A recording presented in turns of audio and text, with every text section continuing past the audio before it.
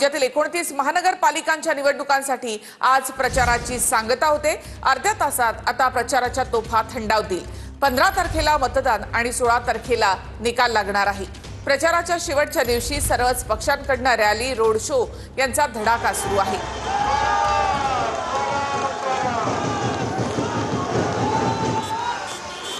तीन दृश्य आपण या ठिकाणी पाहतोय। नागपुरात फडणवीसांची बाईक रॅली, तर मुंबईमध्ये एकनाथ शिंदेंचा रोड शो, तर अजित पवारांचा पुण्यामध्ये पिंक गाडीमधून रोड शो।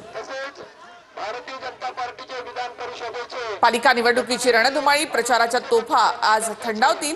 त्याआधी नेत्यांची प्रचार रॅली यासाठी धावपळ। स्वतः फडणवीस नागपुरात आहेत। आमचाच रेकॉर्ड आम्ही मोडू असा दावा त्यांनी या ठिकाणी केलाय। तसंच मुंबई सुद्धा आमचीच, मुंबईमध्ये सुद्धा भाजपच विजयी होणार असा दावा फडणवीसांनी केलाय। तर मुंबईमध्ये एकनाथ शिंदे यांनी दहिसर पासून ते पुढे दक्षिण मुंबईपर्यंत रोड शो काढलेला आहे। तर अजित पवारांचा पुण्यामध्ये रोड शो सुरू आहे। हे दृश्य आहेत जेव्हा फडणवीस बाईक रॅलीमध्ये सहभागी झाले होते नागपूरच्या, तिथली ही दृश्य आहेत। नागपूर पालिकेवर सुद्धा आतापर्यंत भाजपची सत्ता आहे। भारतीय जनता पार्टीचे विधान परिषदेचे तर मुंबई, ठाणे, कल्याण, डोंबिवली आणि राज्यात इतरही महापालिका ताब्यात घेण्यासाठी शिंदेंचा प्रचाराचा धडाका।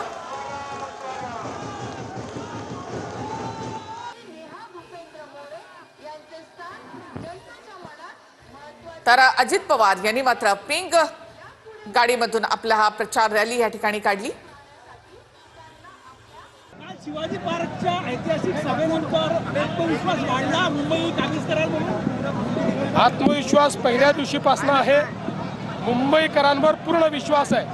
मुंबईकर महायुतीच्याच पाठीशी आहेत। तर मुंबईकर महायुतीच्या पाठीशी असा दावा फडणवीसांनी केलेला आहे। मुंबईत घेणार, त्याचबरोबर नागपूरमध्ये आपलाच रेकॉर्ड आपण मोडणार असं देखील देवेंद्र फडणवीस यांनी म्हटलं। तर दुसऱ्या ठिकाणी ठाकरे बंधूंची देखील रॅली सुरू आहे। उद्धव ठाकरे यांनी मुंबईत शाखांना भेटी दिल्यात। राज ठाकरे आज पुण्यामध्ये आहेत, तिथे कार्यकर्त्यांच्या, उमेदवारांच्या भेटीगाठी त्यांनी घेतल्या।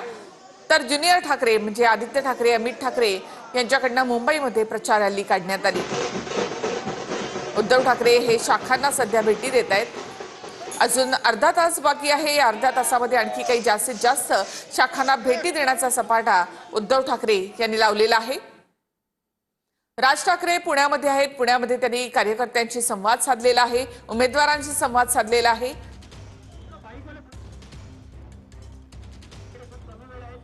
तर दुसरीकडे मुंबईमध्ये आदित्य ठाकरे, अमित ठाकरे या दोघांनी मिळून या ठिकाणी प्रचाराची धुरा सांभाळली आहे आणि इथे त्यांनी रॅली काढलेली आहे, रोड शो काढलेला आहे।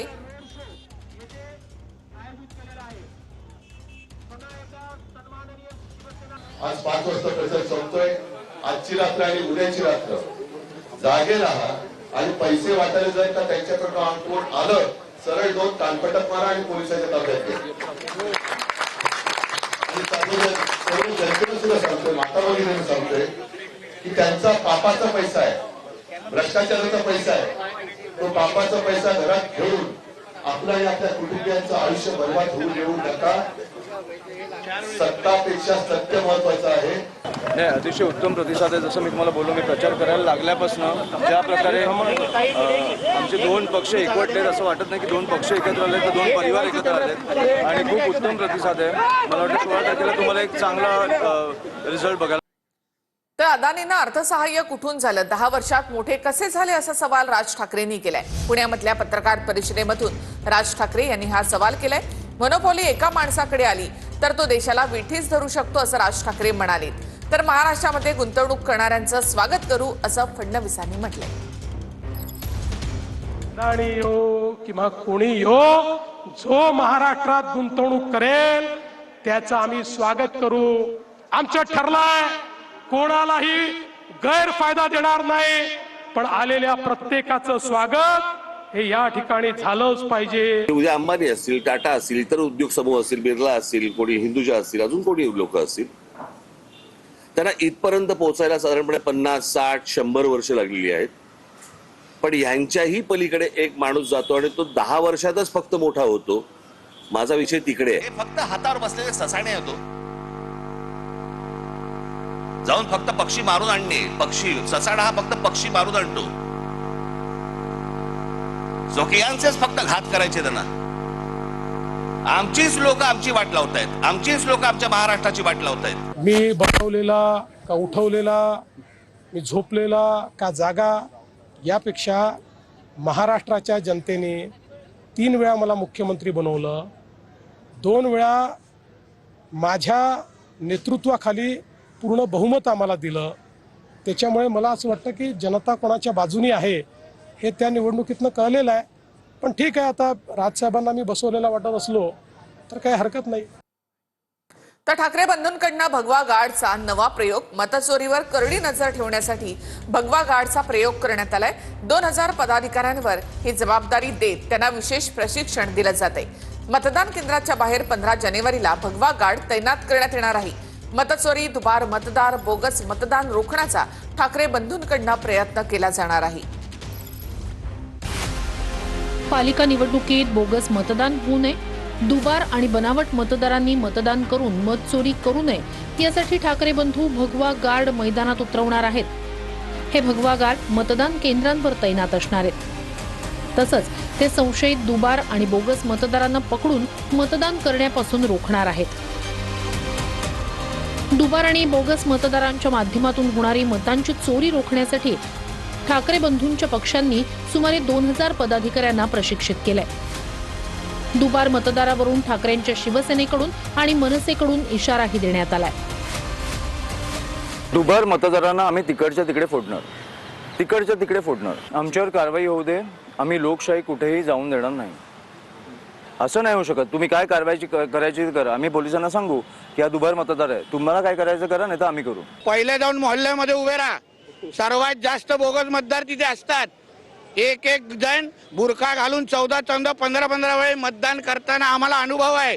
पाय तोडायचे असतील ना, बोगस मतदार पाय जावा भैरमपाड्यामध्ये, जावा नल बाजारमध्ये. आणि हे दुबार मतदार आहेत, त्यांना ठोकण्याचा कार्यक्रम सकाळी 7 वाजल्यापासून सुरू होईल. आम्ही आमचं पथक तयार केलेलं आहे. आम्ही दोन्ही पक्षांनी एकत्र येऊन अशा प्रकारे आमचं एक भरारी पथक तयार केलेलं आहे. दुबारा मतदार दिसला की त्या पथकाला कळवायचं, विभाग वाईज, आणि मग ते येऊन त्याचा करेक्ट कार्यक्रम करणार. आता तरी भगव्याकडे येण्याचा त्यांचा हा केविलवाना प्रयत्न आहे. भगवा त्यांनी कायमस्वरूपी सोडला. बाळासाहेबांचे विचार सोडले. हिंदुत्वाला तिलांजली दिली. मामूंच्या गोदीत जाऊन बसले. आता निवडणुकीच्या दिवशी भगवं काहीतरी ब्रिगेड निर्माण करायचं, याचा अर्थ स्वतःला फसवलंय कसं याची जाहीर कबुली देण्यासारखं आहे.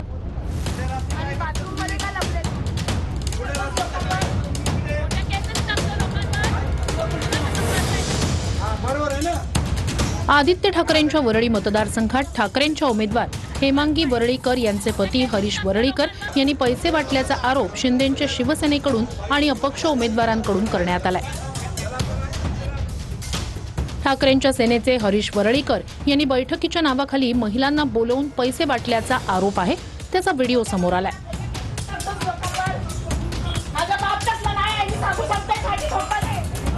सूर्यकांत कोळी यांनी ठाकरेंच्या सेनेचे व्हिडिओ समोर आणलेत. सूर्यकांत कोळी यांना ठाकरेंच्या शिवसेनेकडून उमेदवारी न मिळाल्यानं ते अपक्ष म्हणून निवडणूक लढतायत. तर हरीश वरळीकर यांनी सर्व आरोप फेटाळून लावत पोलिसात तक्रार देणार असल्याचं म्हटलंय. पैसे वाटण्याचं काम केलं तुम्ही एवढ्या वर्षी, हेच तुमचं काम आहे? उभाटा हेच करतं का? आणि आमच्या शिंदे गटाला 50 खोके आणि एकदम ओके आमच्यावर आरोप करता. आणि अशा लोकांना आहे ना, शासन झालं पाहिजे. शिंदे गटाचे एक पदाधिकारी आहेत भागेशभाई, त्यांच्या घरी मीटिंग चालू आहे आणि तिथे पैसे वाटप होणार आहे. म्हणून आम्ही सगळे आमचे जे 4-5 कार्यकर्ते आणि तिथे महिला पण उपस्थित असल्यामुळे आमच्या महिला शाखा प्रमुख आमच्याबरोबर होते. ते आम्ही तिथे वर गेलो. हे बाकीचे विरोधक तिथे आले आणि त्याने आमच्यावरच आरोप केला की बाबा असं असं तुम्ही पैसे वाटप करतात. आता असं झालं की त्यांच्या पायाखालचे वाळू सरकलेले, पराभव समोर दिसत असताना काहीतरी खोटे नाटे आरोप करायचा त्यांचा आता धंदा झालेला आहे. वांद्र्यात झिशान सिद्दीकींच्या कार्यकर्त्यांवर पैसे वाटल्याचा आरोपात गुन्हा दाखल झालाय. अजित पवारांच्या राष्ट्रवादीच्या उमेदवाराला मत द्या म्हणत पॅम्पलेट आणि लिफाफे वाटल्याचा आरोप करण्यात आला. जावेद शेख या व्यक्तीकडून तक्रार दाखल करण्यात आली आहे. पैसे वाटल्याचा प्रकार सीसीटीव्हीत कैद झालाय.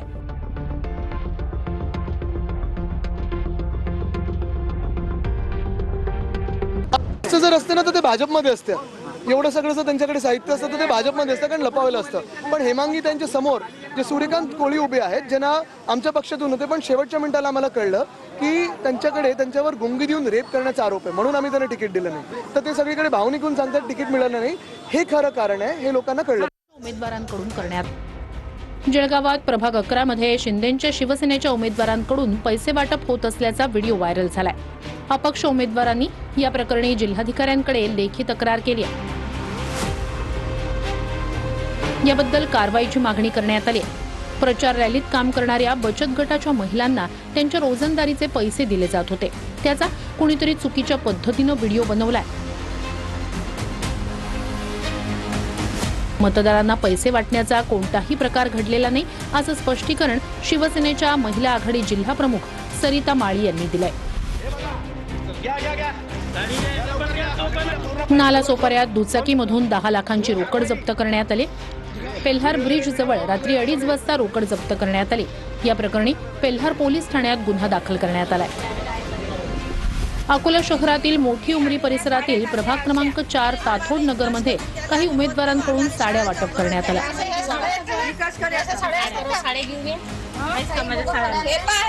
रात्रीच्या सुमारास घरासमोर साड्या ठेवण्यात आल्या होत्या, पण साड्या ठेवणारा नेमका कोण हे समजू शकलं नाही. स्थानिक महिलांनी या साड्या जाळून टाकल्या.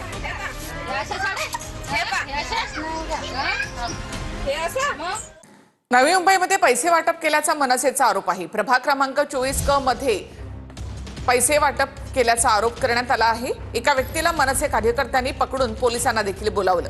पिशवीमध्ये 2 लाख रुपये मिळाल्याचा मनसेचा दावा आहे. तर पैसे बिझनेससाठी असल्याचा या व्यक्तीनं दावा केलाय.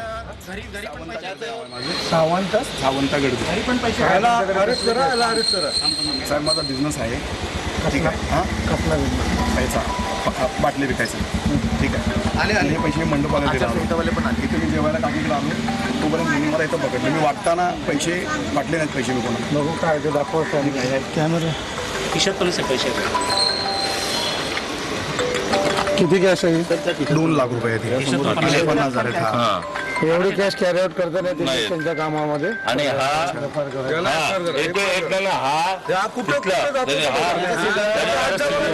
साहेब त्याचा सीडीआर करा सकाळपासून आणि पुन्हा कॉन्टॅक्ट केला. आता मोबाईल पण घ्या साहेब, मोबाईल जप्त करा. मोबाईल पण घ्या. ह्याला उमेदवाराचे फोन येतात. ह्याला उमेदवाराचे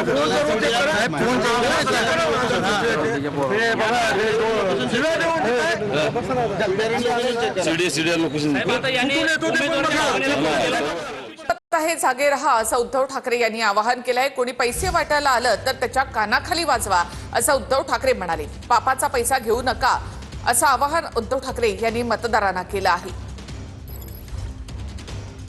5 वाजता प्रचार संपतोय. आजची रात्र आणि उद्याची रात्र जागे राहा आणि पैसे वाटायला जर का त्यांच्याकडनं कोण आलं, सरळ 2 कानपटक मारा आणि पोलिसांच्या ताब्यात घ्या. सर्व जनतेला सुद्धा सांगतोय, माता भगिनींना सांगतोय की त्यांचा पापाचा पैसा आहे, भ्रष्टाचाराचा पैसा आहे. तो पापाचा पैसा घरात घेऊन आपला आणि आपल्या कुटुंबियांचं आयुष्य बर्बाद होऊ देऊ नका. सत्तापेक्षा सत्य महत्वाचं आहे.